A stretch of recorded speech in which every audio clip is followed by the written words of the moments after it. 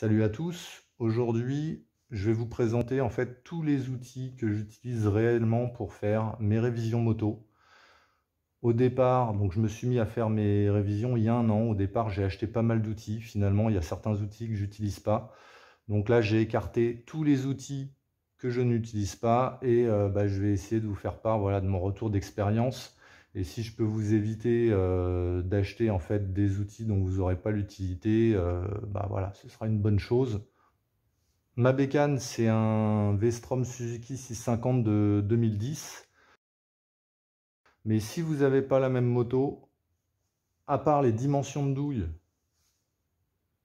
et les types d'embout, vous aurez besoin globalement exactement des mêmes outils. Donc si vous n'avez pas la même bécane, ce que vous faites, c'est que vous essayez d'acquérir la revue technique de votre bécane. En règle générale, les dimensions de douille, type d'embout, etc., c'est indiqué dans la revue technique. Sinon, il y a une deuxième méthode. Vous faites l'acquisition d'un pied à coulisses. Voilà, ça c'est un pied à coulisses que j'ai acheté dans une grande surface de bricolage. Je l'ai vraiment payé pas cher. Ça doit valoir une quinzaine d'euros à mon avis, je me rappelle plus bien. Et avec ça, vous pouvez tourner autour de votre bécane et puis mesurer assez précisément la taille des boulons, des écrous, etc. Et ensuite, noter tout ça et ensuite aller acheter voilà, les bonnes tailles de douille et les bons types d'embouts. Alors pour commencer, on va identifier tous les outils qui sont en 1/4 de pouce. Donc ça c'est du 1/4 de pouce, ça c'est en 1/4 de pouce, ça c'est en 1/4 de pouce, en 1/4 de pouce, etc. Et tout ce qui est à droite là, c'est en 3/8 de pouce. Alors qu'est-ce que c'est que cette dimension? On va prendre l'exemple des poignées coulissantes. 3/8 de pouce, c'est la dimension du côté de ce carré.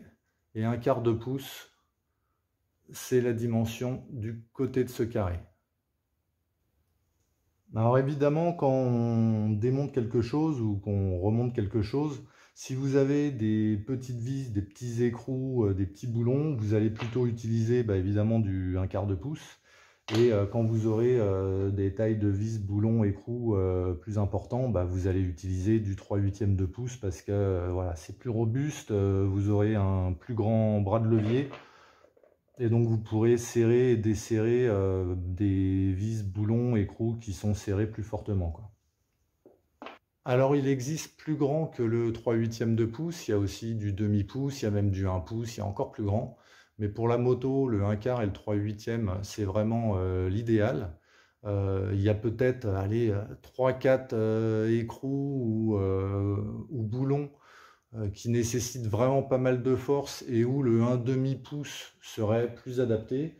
Mais c'est vraiment rare. Et en fait, moi, ce que j'ai fait, c'est que dans ces cas-là, bon, j'ai trouvé en fait un tube en métal qui m'a rien coûté du coup. Et donc dans ces cas-là, ce que vous pouvez faire, c'est rallonger le bras de levier en mettant en fait le tube sur votre poignée coulissante 3/8 de pouce. Et puis là, sans problème, vous y arrivez, quoi. Alors j'aime bien les poignées coulissantes parce que les poignées coulissantes, je trouve ça pratique, c'est pas cher et en plus c'est robuste, il y a quand même peu de chances que ça casse. Alors avec la poignée coulissante 1/4, j'ai acheté 3 rallonges 1/4 et avec la poignée coulissante 3/8, j'ai acheté 2 rallonges 3/8 et en fait toutes ces rallonges, je les ai utilisées. Alors comme leur nom l'indique, hein, les rallonges, c'est fait pour rallonger, donc voilà, on les fixe comme ça, on peut même les mettre bout à bout. Et puis bon, la poignée coulissante, j'aime bien, on peut l'utiliser comme ça, on peut l'utiliser comme ça pour aller un petit peu plus vite quand c'est un petit peu moins dur. Et quand c'est encore moins dur parce que c'est bien desserré, on peut finaliser en tournant hyper rapidement pour finir de dévisser ou pour commencer à visser. Donc voilà, moi j'aime bien la poignée coulissante. Alors de temps en temps, pour accéder à certaines vis, boulons, écrous, l'accessibilité elle sera pas géniale. Donc ce que je vous conseille, c'est d'acheter un cardan. Le cardan, ça se met au bout de votre, voilà, de votre manche, de votre rallonge, etc. Et ça vous permet d'accéder en fait à des endroits qui sont difficilement accessibles. Donc j'ai pris un cardan en 1/4 et un cardan en 3/8. Donc sur vos carrés 1/4, vous pouvez mettre des douilles 1/4. Voilà. Et de mon côté, en fait, j'ai pris que 2 douilles en format 1/4 parce que voilà, les plus petites, sur ces tailles-là, vous n'avez pas besoin en fait d'un bras de levier exceptionnel pour serrer ou desserrer. Donc du 1/4, c'est parfait pour ces tailles de douilles. Moi, j'ai envie de dire que jusqu'à du 10 mm, le 1/4, ça va bien. Au-delà de 10 mm, faut commencer à voilà, passer sur du 3/8. Sinon, vous allez vous faire mal aux mains et ça va être un petit peu compliqué, quoi. Alors, vous allez aussi utiliser des embouts. Donc, il va vous falloir un porte-embout. Donc, moi, j'ai pris un porte-embout 1/4 sur lequel je peux mettre tous mes embouts. Donc là, c'est une clé Allen. Alors sur le Vestrom 650, des clés Allen, hein, j'en ai pas utilisé 50, j'en ai utilisé que 5. J'ai utilisé du 3 mm, du 4, du 5, du 6 et du 8 mm. Donc probablement si vous avez une autre bécane, vous aurez peut-être d'autres tailles, mais vous n'aurez jamais 50 tailles de clés Allen. Pour les tournevis plats, j'ai utilisé que 3 tailles. Pour vous donner une petite idée en largeur, j'ai pris du 6,5 mm, du 5,5 et du 4,5 mm. Ça, c'est les dimensions, en fait, voilà, c'est cette dimension-là. Et pour l'embout cruciforme, le seul embout cruciforme dont j'ai eu besoin, c'est un embout cruciforme Philips numéro 2. Alors, pour revenir sur les douilles, les 2 douilles que j'ai pris en 1/4, c'est une douille numéro 8 et une douille numéro 10. Et voilà, c'est les 2 seules douilles que j'utilise en 1/4. Alors en 3/8, voilà, c'est l'un des 2 embouts que j'ai pris en 3/8. On va dire que c'est un 2 en 1, c'est le porte-embout qui est accroché avec l'embout. Pourquoi je l'ai pris en 3/8? Parce que c'est une grosse taille. C'est du 12 mm. Et en fait, c'était utile en fait pour défaire la roue avant. L'autre embout que j'ai acheté en 3/8, je l'ai pris en 3/8 parce que je l'ai trouvé qu'en 3/8. C'est un embout Allen long 6 mm et ça m'a été utile quand j'ai dû démonter mes tubes de fourche pour changer mon huile de fourche et mes joints spi. Donc voilà, c'est les seuls embouts Allen que j'ai pris en 3/8. Alors pourquoi j'ai fait le choix d'embout Allen et pas de clé Allen classique? Parce que les clés Allen classiques, en fait, ça fait le boulot pour dévisser. Le seul souci, c'est que quand vous avez besoin de revisser au couple de serrage préconisé par le constructeur, vous ne pouvez pas mettre votre clé Allen sur votre clé dynamométrique. Donc bon, j'avais acheté ça au départ, mais bon, finalement, moi, globalement, je les utilise pas, quoi. Alors, sujet important, les clés dynamométriques. J'en ai acheté 2.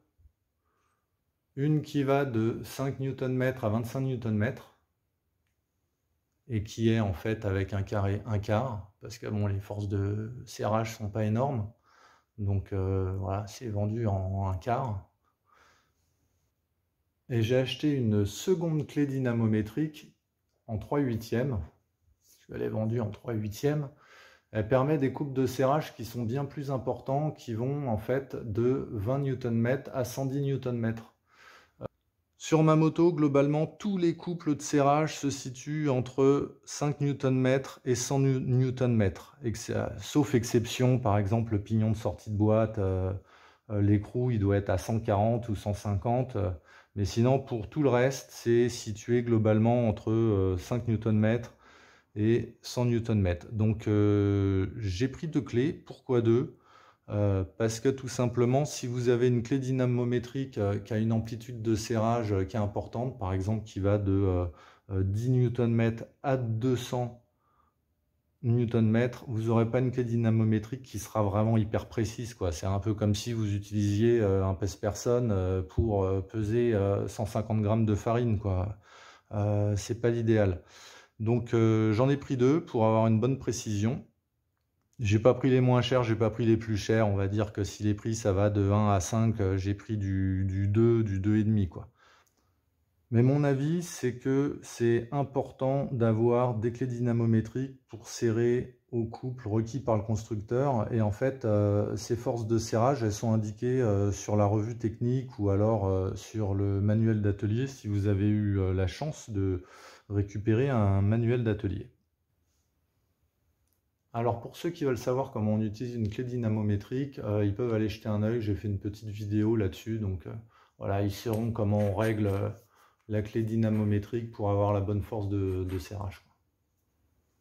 Alors concernant les embouts à laine, j'ai un embout à laine qui fait 8 mm et dont je peux avoir besoin.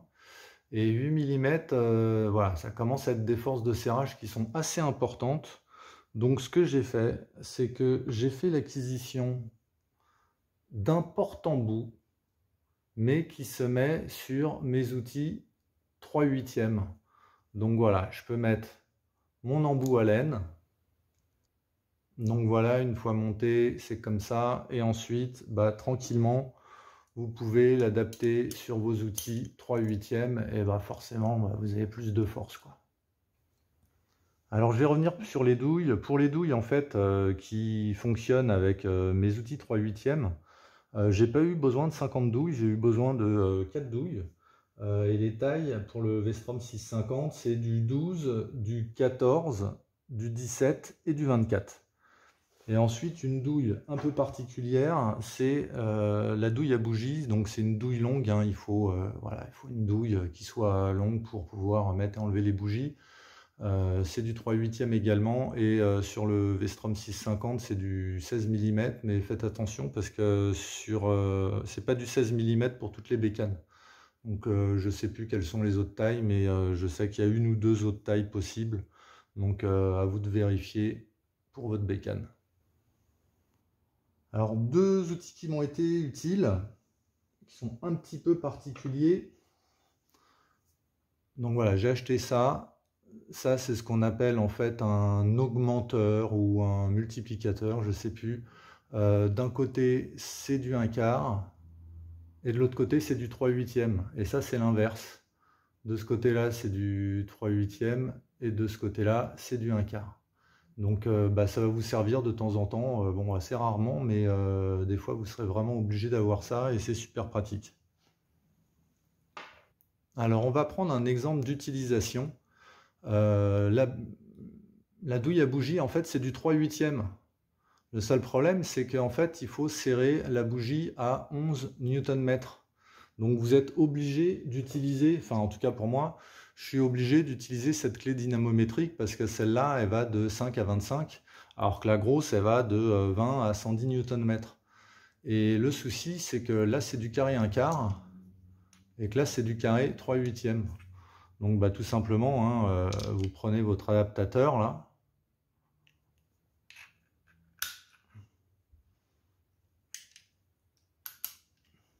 Et voilà, le tour est joué. Vous avez en fait votre douille à bougie en 3/8 qui est sur votre clé dynamométrique qui est en 1/4.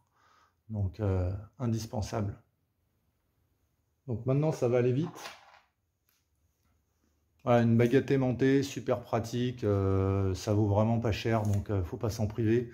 Moi ça m'a sauvé la vie dans le sens où ça m'est arrivé de laisser tomber en fait des vis dans des endroits qui étaient quasi inaccessibles. Et si j'avais pas eu ça, j'aurais passé 20 minutes à essayer de récupérer une vis, quoi. Donc ça c'est super pratique. Ensuite, vous allez avoir besoin d'un tournevis électricien, donc un petit tournevis en bout plat là. Pourquoi? Parce que pour enlever des clips, pour défaire des connectiques électriques, des fois il faut glisser un petit tournevis plat pour enlever, pour appliquer de la graisse dans un endroit qui est voilà, super confiné. Vous mettez un petit peu de graisse dessus et vous arrivez à atteindre l'endroit que vous voulez graisser. Ce sera utile dans 1000 occasions. Un vaste sujet.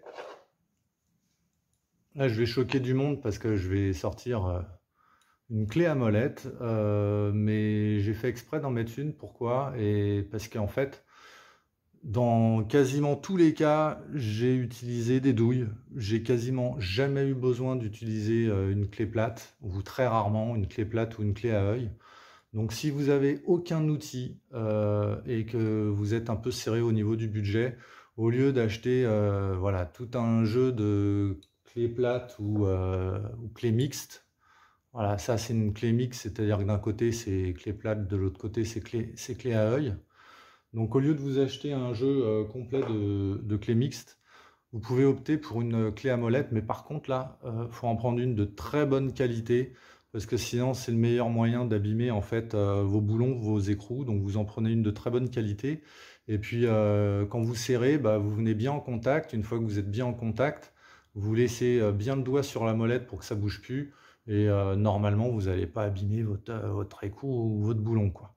La taille que je vous recommande, en fait, c'est une clé qui aille de jusqu'à 20 mm. Pourquoi? Parce que au-delà de 20 mm, après, la clé, elle devient super balèze. Donc celle-là, elle va, je sais pas, jusqu'à 27 ou 27 mm, quelque chose comme ça. Et en fait, vous n'arrivez jamais à atteindre en fait l'écrou ou le boulon que vous souhaitez desserrer.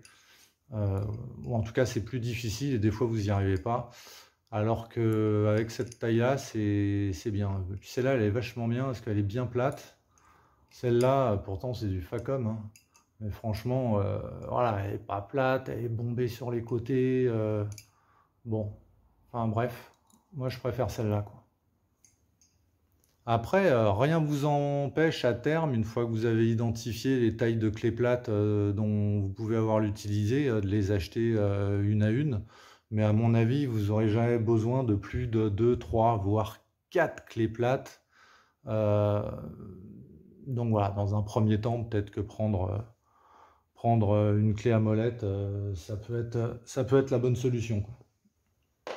Alors ensuite, si vous faites votre jeu aux soupapes, vous aurez besoin de jauges d'épaisseur. Donc voilà, c'est des jauges d'épaisseur qui permettent de mesurer en fait le jeu qu'il y a entre vos cames d'arbre à cames et vos poussoirs qui sont au-dessus des soupapes, quoi. Donc dans ce cas-là, ce sera utile, sinon vous n'en aurez pas l'utilité. Un outil ultra utile, c'est la pince à bec long. Donc pince à bec long, utile dans plein de circonstances. Et en plus, ce qui est bien avec ce type de pince, c'est que ça fait aussi pince coupante.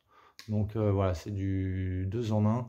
C'est utile pour avoir accès à certains endroits qui ne sont pas faciles d'accès. Et vous découvrirez l'utilité voilà, quand vous ferez de la mécanique sur votre bécane. Mais ça, c'est un outil qui est indispensable. Le cutter, j'en parle pas.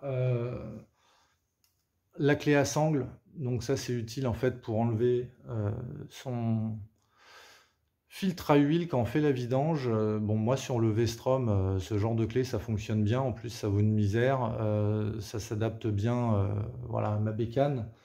Il peut y avoir des bécanes où en fait on n'a pas la place, on n'a pas vraiment l'accès, ça va pas.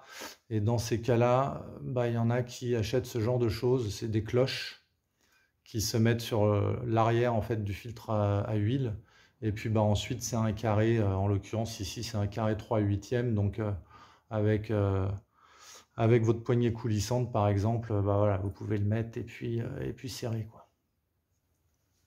Ensuite le mètre ruban indispensable.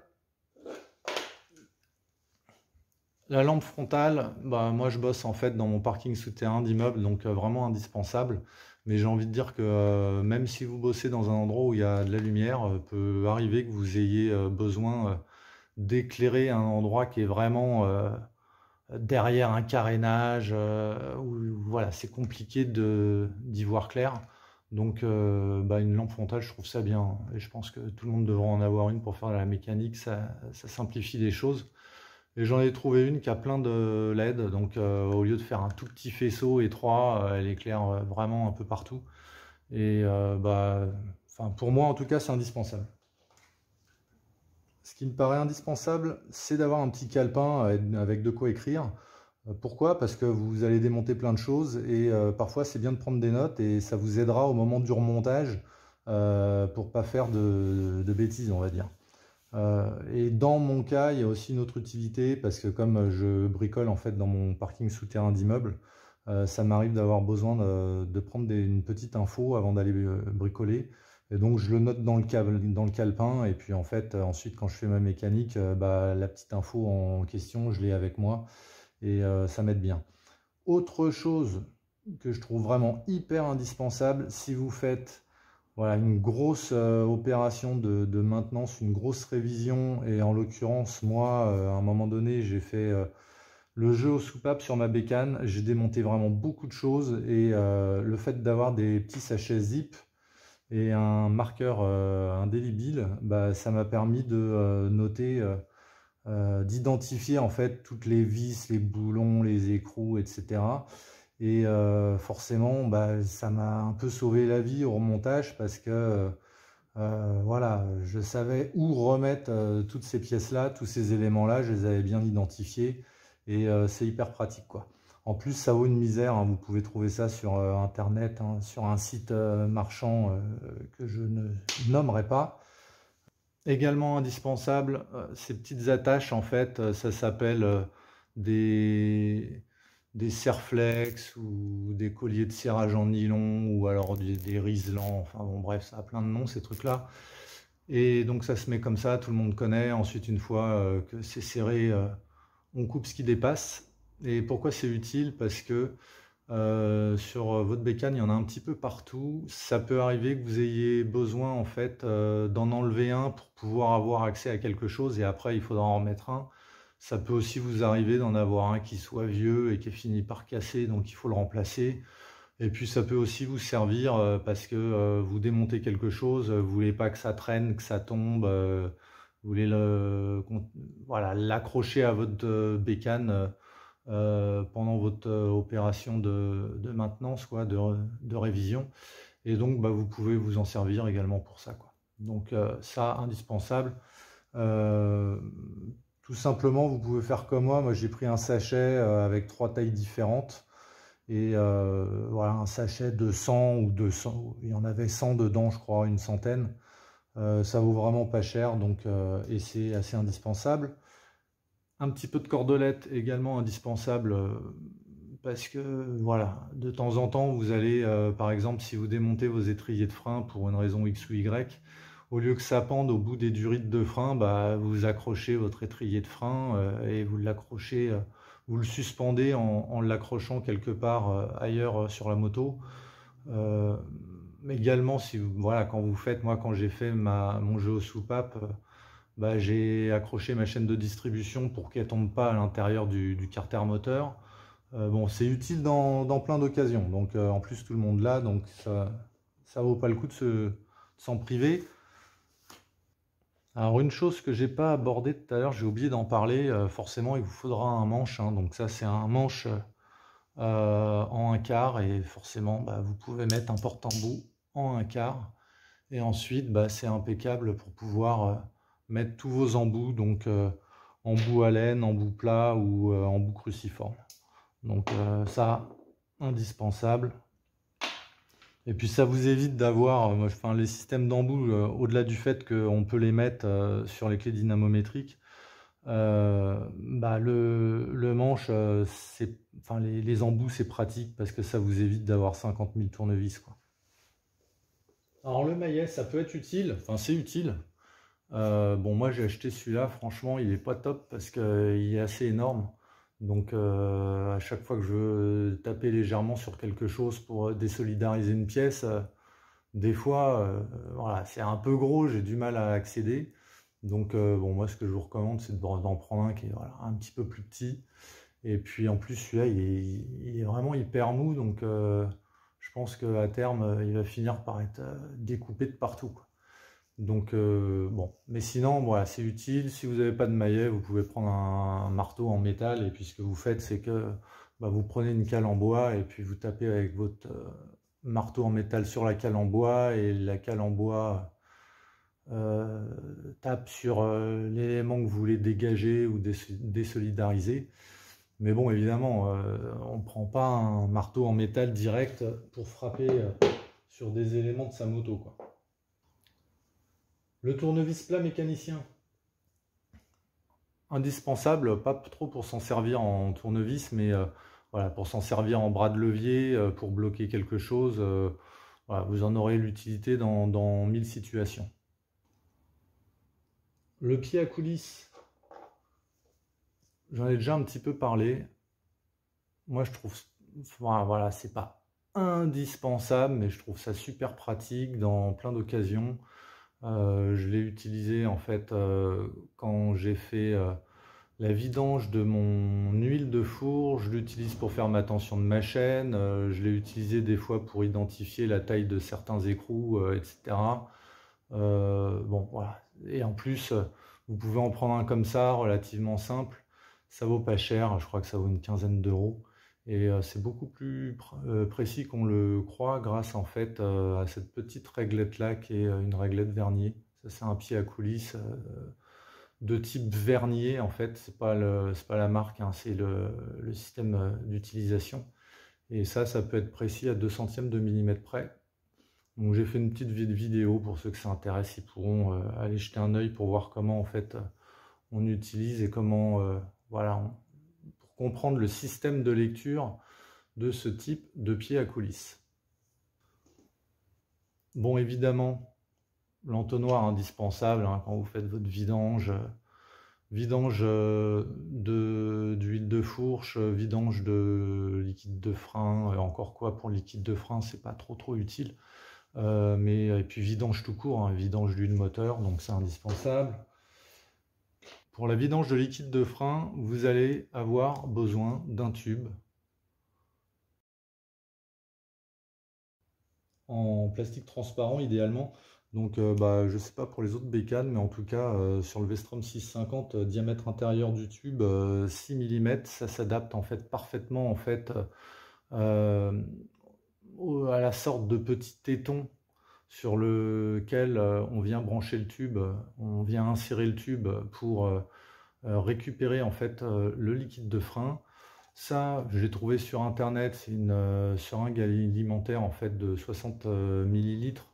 Je l'ai payé moins d'1 € et c'est bien pratique en fait pour enlever le liquide de frein en fait dans votre bocal de frein, pour enlever le vieux liquide de frein dans votre bocal de frein.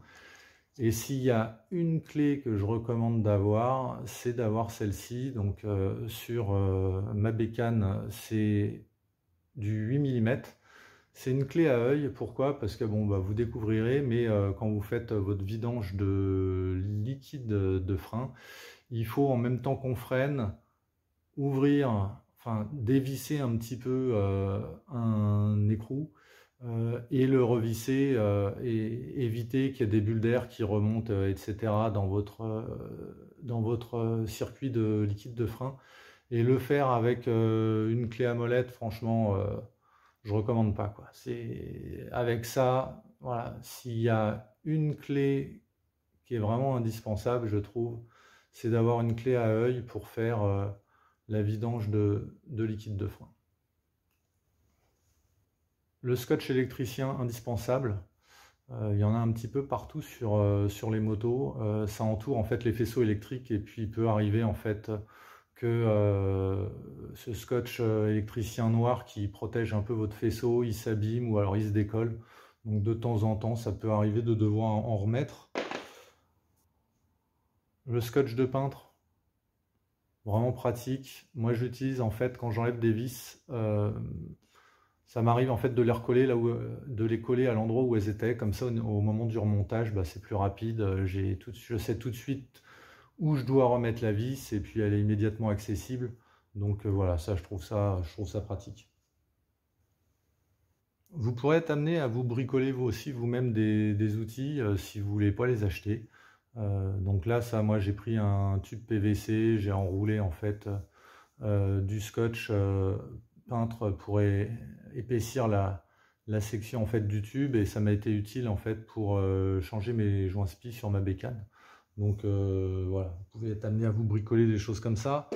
Et puis après, il y a des choses ultra simples, hein, voilà, pour récupérer l'huile du liquide de frein, un peu de confiture, vous faites un trou dedans et puis ça vous permet de faire rentrer en fait votre tube en plastique transparent pour récupérer votre liquide de frein.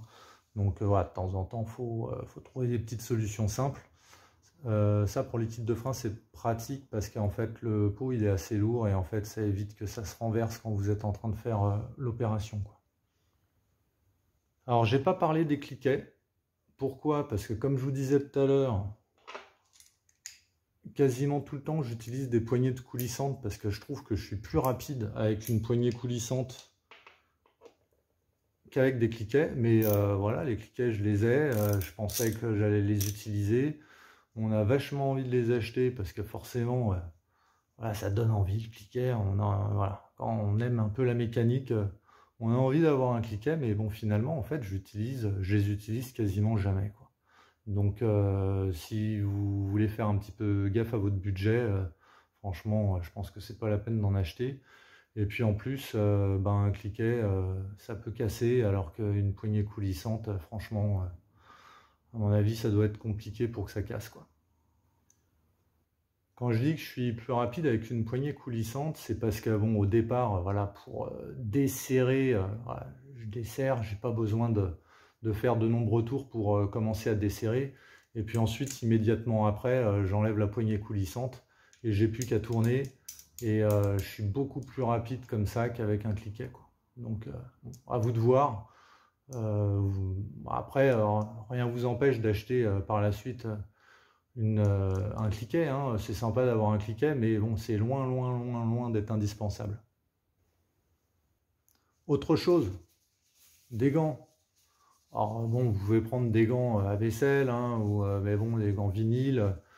Mais des gants, moi je trouve ça indispensable. Sinon, on a les mains sales tout de suite. Enfin voilà, c'est pénible, quoi. Des gants comme ça, des boîtes de 200, ça vaut vraiment pas très cher, donc faut pas se priver. Et puis sinon, ça m'est arrivé de le faire aussi avec des gants à vaisselle. Et bon, c'est un peu plus épais, mais franchement, ça fonctionne bien aussi, hein. Alors pour la qualité des outils, hyper important d'avoir de très bons embouts à laine, embouts plats, embouts cruciformes. Donc là, vous ne faites pas d'économie, vous prenez des bons embouts. Si vous avez un petit budget et que vous avez décidé de prendre une clé à molette, prenez une très bonne clé à molette. Pour les clés dynamométriques, vous n'êtes pas obligé de prendre du haut de gamme, mais bon, peut-être éviter de prendre le tout premier prix. Sinon, pour le reste, si vous ne prenez pas du haut de gamme, franchement, c'est pas même voilà, si vous prenez une marque distributeur, enfin une marque de grande surface de bricolage, franchement, ça fera le job, quoi. Le plus important avant la qualité de l'outil, c'est d'avoir le bon outil. Si vous avez le bon outil, déjà, normalement, ça devrait bien se passer. Alors n'hésitez surtout pas à faire de la mécanique sur votre moto. Vous n'êtes pas obligé de commencer par des choses super compliquées. Si vous avez la revue technique ou le manuel d'atelier, vous pouvez faire facilement plein de choses. Le plus important, c'est d'avoir les bons outils. Vous pouvez en fait faire votre vidange, faire changer le liquide de refroidissement, changer le liquide de frein, changer vos plaquettes de frein, faire la tension de la chaîne. Vous pouvez également démonter en fait plein de petites parties comme le levier d'embrayage, le levier de frein pour graisser les axes. Vous pouvez démonter votre béquille latérale pour graisser l'axe de la béquille latérale.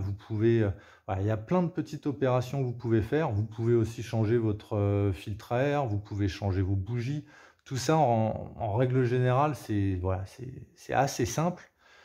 Alors un point sur lequel je reviens, ce qui est indispensable, c'est la revue technique ou le manuel d'atelier.